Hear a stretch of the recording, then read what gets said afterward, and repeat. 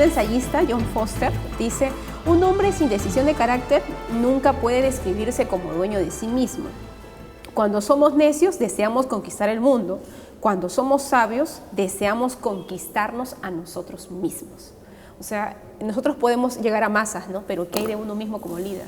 Si nos hemos conquistado a nosotros mismos, ¿no? O sea, bueno, John Foster es un ensayista muy conocido.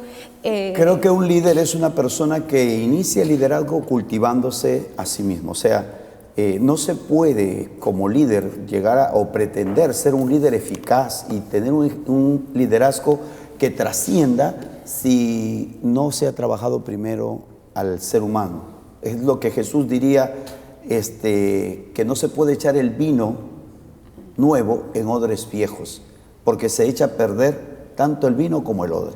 Que vinos nuevos deben echarse en odres nuevos. ¿Qué quiere decir? Que el liderazgo que propone Cristo es un liderazgo que debe empezar aquí, internamente. O sea, cámbiate a ti mismo. Por eso dice, no procures quitar la paja en el ojo de tu hermano teniendo tú una viga. El mal liderazgo, por ejemplo, es el que lleva a hacer cosas que tienen que ver con el carácter. Es un carácter malo, va a afectar a toda una organización. Por eso que todos enseñan que el líder debe tener un hogar sólido. Por ejemplo, de los 500 hombres más ricos del mundo, más exitosos en la revista Fortune, el 80 y tanto % tienen un hogar sólido, 85%. No hubieran podido lograr si no hubieran tenido un hogar sólido. Todo eso se respalda cuando habla, por ejemplo, que el obispo debe ser marido de una sola mujer, y que debe gobernar bien su casa. Claro. Estabilidad. Y sus hijos tenerlos en sujeción, lo cual habla de un liderazgo, ¿no? Claro. Porque tener a los hijos en sujeción no es tarea fácil. Quienes tenemos un hogar sabemos que... Ahora, no tenerlo en sujeción es un caos. Afecta al líder. Entonces, uno de los problemas, hay un libro que es El talento nunca es suficiente, que es extraordinario. Ahí habla de la cantidad de personas que tienen talento, habilidades. Eso sobra, pero no todos logran ser grandes líderes. ¿Por qué? Porque el liderazgo tiene que ver con el carácter, el desarrollo del carácter, tiene que ver con la disciplina, tiene que ver con el sacrificio. Hay muchas cosas, la perseverancia, la puntualidad. Hay muchas cosas que llevan a uno a posicionarse como un líder. Claro. No es, nadie es un líder de la noche a la mañana, eso es imposible. No ha habido. Claro, y hay que hablar, sobre todo cuando hablamos del carácter, hay que subrayar algo. Estamos hablando de una persona que tiene principios, tiene valores, que no los negocia. Es lo que verdaderamente es. No los negocia, ¿no? O sea, es lo que verdaderamente es, independientemente si es bueno o malo.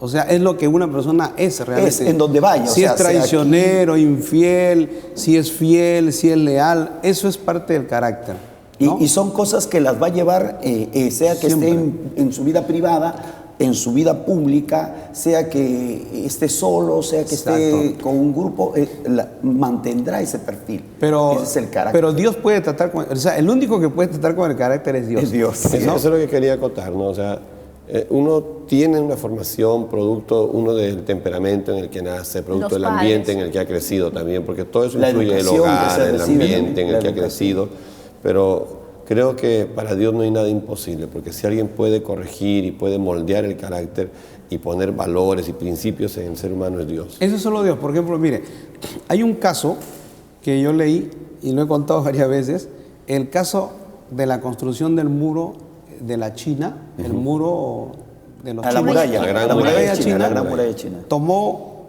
más de 50 años construirlo. O sea, los enemigos nunca pudieron rebasar ese muro, pero 2 veces la China fue conquistada. ¿Y por qué? Porque tenían 2 puertas y a través de esas 2 puertas ingresaron. ¿Cómo ingresaron? Porque coimearon a los porteros. A los porteros. O sea, dicen, los chinos habían construido una tremenda muralla, pero no trataron el tema moral. No formaron el carácter de aquellos hombres que estaban allí para custodiar. Y ese es el problema de muchos líderes, por ejemplo, a cargo de organizaciones, que luego vemos pues cómo estafan, como Enron es un caso emblemático en el mundo, es un caso en Estados Unidos de personajes que eran, por decir, como la General Electric el día de hoy, que falsificaron todos sus estados financieros para presentarse como una empresa rentable, estafaron al mercado de valores, a la bolsa de valores, y mucha gente fue estafada. ¿Cuál era el problema? El problema era el carácter, o sea, esas personas no tenían principios, no tenían moral. Eran hábiles, eran inteligentes. Pero para lo malo. Estaban corrompidos. Claro. Entonces, ese es el problema del liderazgo del día de hoy. El liderazgo del día de hoy es un liderazgo amañado, corrompido, interesado. O sea, hay muy pocos líderes que realmente quieren un cambio para el mundo. Por eso tenemos el problema que es a nivel mundial de los políticos, sus falsas promesas. O sea, el político está preparado, su formación política lo prepara para decirle a la gente y prometerle a la gente lo que ellos quieren. Sin embargo, sabiendo que no lo pueden cumplir. Nuestro Señor Jesucristo se atrevió a decirle a la gente de su época: ¿quién de ustedes me redarguye de pecado? Claro. O sea, él tenía un carácter. Sí. No, y los enfrentaba a los fariseos. Él, lo que ellos enseñaban, él decía: eso no es así. Oíste que fue dicho, pero esto es así. Los enrostraba, ¿no? Y le decía: ¿por qué me tentáis, hipócritas? Con una autoridad. Dice que el pueblo se dio cuenta de eso, de su carácter. Claro. Porque decía, él enseña, pero él no enseña como los fariseos. No, él enseña, y él tiene autoridad. Y Jesús le dice a sus discípulos: ustedes hagan todo lo que ellos dicen, pero no los imiten. Hagan lo que ellos hacen. Entonces, ese era un problema de... Ahí vemos dos tipos de liderazgo. El liderazgo puro, perfecto, el liderazgo de Dios y el liderazgo corrompido. Siempre el liderazgo bueno, su modelo es Jesús. O sea, todos los expositores de liderazgo dicen eso. Ese es el modelo perfecto de liderazgo. Un modelo a seguir. Porque Jesús se entregó y no buscaba nada a cambio. Él vino a servir. Desde su obediencia, ¿no? Porque él, desde su obediencia, porque... Obediencia al Padre. Claro, porque se dispuso a venir a este mundo sabiendo que la tarea no iba a ser fácil. O sea, una de las cosas que el líder no ve es si va a ser fácil o va a ser difícil, simplemente la obediencia. ¿Cuál debería ser la edad propicia para liderar? Y la otra pregunta que tengo, ¿no? Como mujeres, si es que solamente los varones lideran. Por ejemplo, hablamos de Alejandro Magno, a los 22 que años. fue un líder. A los 22 años. A los 20 años surge él como líder. A los 20 años él hereda la posición como rey. En la muerte de su padre. Y el caso de Moisés era 80 años, pero en ese tiempo los hombres vivían mucho más. ¿Sí? Y en el caso de las mujeres, obviamente hay mujeres que ejercen liderazgo. Débora mismo, la Biblia habla de Débora, ¿no? Caso de Débora. Margaret Thatcher.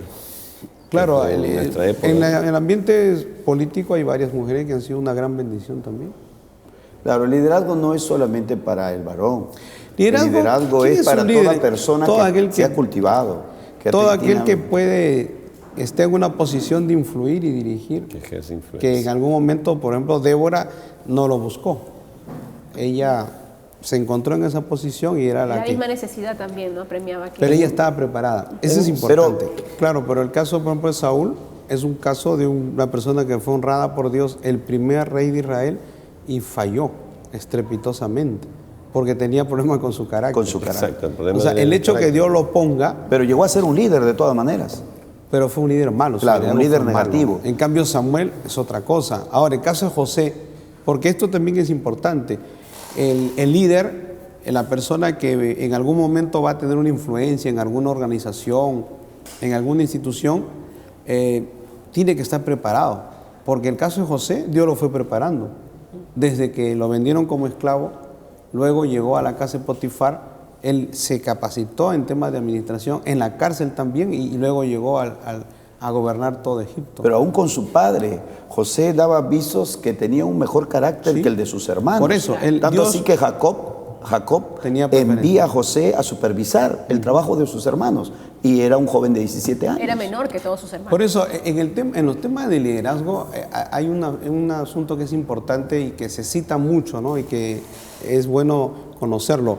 O sea, todas las personas que en algún momento van a ejercer una influencia, van a hacer una bendición, son personas que se vienen preparando en diversas áreas de su vida. Les llega el momento y son líderes extraordinarios. Podríamos decir que la persona que más se capacita y que reúne estas condiciones de un carácter, valores, principios, un servicio y un temor a Dios, a mayor capacitación estarán mejor dotados de repente. Por supuesto, y yo pienso que en la mano de Dios también.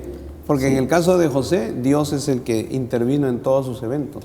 Este joven era un joven de carácter, ¿no? Cuando la mujer de Potifar se le ofrece, porque no es que José está detrás de ella o está insinuándose a ella, es ella la que de una manera descarada y directa le dijo acuéstate conmigo, cosa pero que se lo cualquier dijo muchas mujer veces. no lo diría. Todos los días. Yo creo que a veces Dios nos mete en circunstancias o nos lleva a asumir ciertas responsabilidades, no porque estemos preparados ni capacitados, sino justamente para prepararnos para otra cosas mayores, mucho mejor.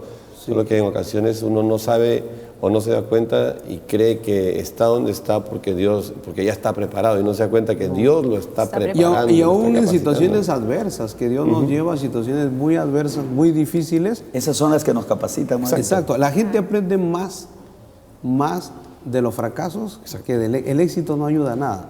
O sea, el éxito no es un buen maestro. Más bien como que a la persona la vuelve conformista, confiada. La gente cuando llega al éxito total, normalmente se vienen abajo. Son los momentos duros los que crean o despiertan la creatividad, el ingenio, el dar solución a los problemas justamente. Claro, y se desarrolla la inteligencia emocional, ¿no?